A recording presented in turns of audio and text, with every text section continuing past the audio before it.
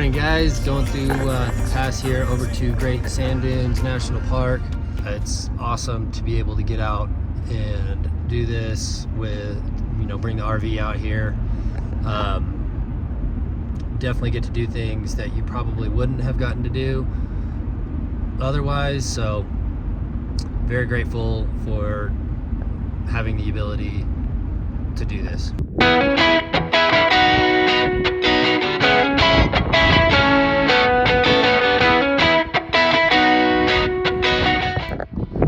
Well, I made it across, but tip number one, if you're gonna come out here, especially right after wintertime, it gets pretty chilly and you still have to cross that creek. So bring waterproof shoes and some warm clothes.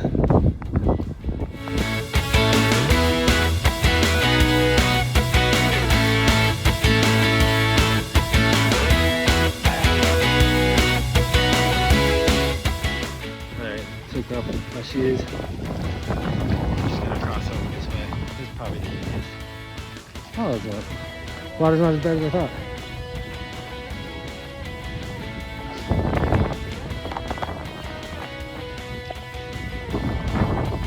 Alright, headed back. See you on the road. Alright, that was Great Sand Dunes National Park. That was pretty epic. You just can't ride any side-by-sides or anything like that. But it was a fun little short trip, and I recommend bringing some waterproof boots or shoes or something, because you do have to cross that little spring that is right down at the bottom of it, right at the base. Or you can take your shoes off. I did that. The water wasn't that cold. It does get busy, so probably around 9:30, 10 o'clock ish. So there's a lot of people here right now. This parking lot fills up. I got here at about 8:30, so there was plenty of parking at 8:30. So if you get here at 8:30 or before, you should be fine finding a parking spot. After that, it does fill up really quickly. So, but a good little place to have a picnic, climb up the dunes, great pictures. So a lot of people sledding and doing the sandboarding down the hills. So pretty epic. I definitely recommend coming here.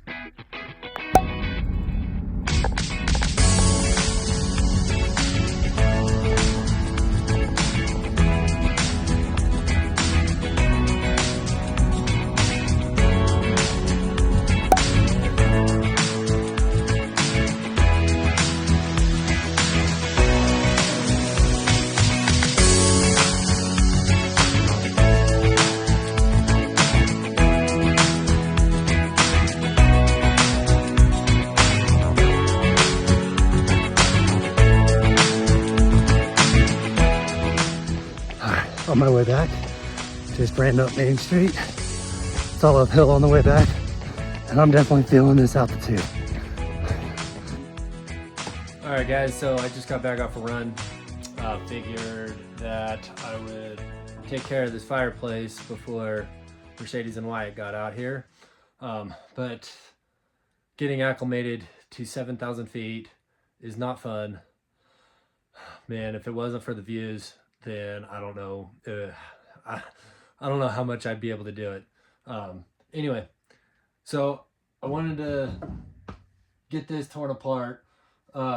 It's got the 88 code flashing, so that means it's overheated. It is kind of dusty up here. We do go to the dunes a lot, so I bet you there's some dust just caught up in there. We got to clean that out. So anyway, all you got to do to get this Furrion fireplace, this cover off, just lift this cover like that, and then it pulls right out. Okay, so I'm going to stick that off to the side, and then since I left my tools at home, I went and bought this DeWalt screwdriver that has some attachments with it. It looks like it's a number 2 Phillips screwdriver in here. So that is what I'm going to try to use, and hopefully that works. Alright, so it's a good thing that I double checked this. The screws are not actually in here. The screws are in here in these big square holes. They are the square, like everything in this thing. It's with the square head. So I'm going to try this number 3 Phillips. It's got more of a square head to it. And I'm going to get right in here. So it's just screwed right into this piece back here. Okay, so lesson learned. Reason why you don't want to drop these screws in here when you take it out is because there's these 5 screws. You got to take apart this whole side in order to bend this open enough where you can get to it. And it looks like I'm not the only one that had dropped a screw in there, because I found 2 on this side. So now I got to put it all back together on this side, and then I got to get the one on that side so it's not bouncing around. And well, I tried time-lapsing that, but I guess I messed that up. Anyway, no worries. So I got it all back together, but before I put it back in, I want to make sure I test it, because I just unplugged it. When I plugged it back in, nothing happened. It didn't flash the 88 code, so I want to plug it back in and see if that'll just be the one, if that'll be what solves the issue. So here we go. Plug that in. All right, now let's see.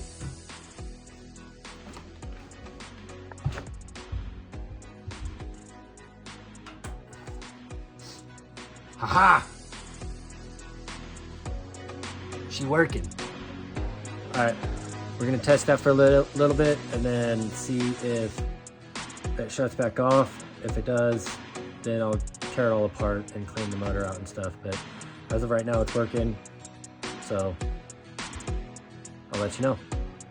If you have the Furrion fireplace and it's thrown the 88 code, apparently all you have to do is unplug it and plug it back in and it'll work. Because that's all I did.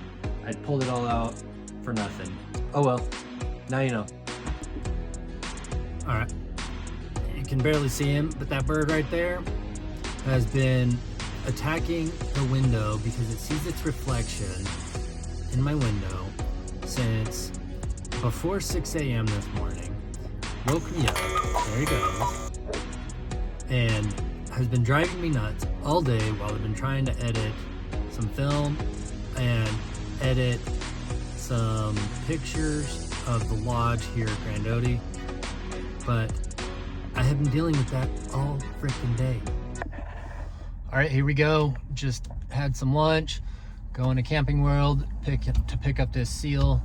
It's a good thing that the bird has been attacking the window all day, because I went up on top of the roof and I saw that one of the seals on the slide came off. So now I get to go to Camping World. I'm leaving a little early to go to Camping World so I can pick this piece up.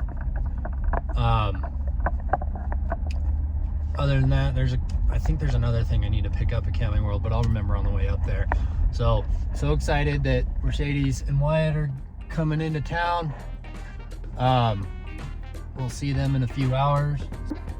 All right, so I'm in Colorado Springs because I came to pick up a seal for the RV, the slide out on the RV, and they had one of those the salt bug toy gun things.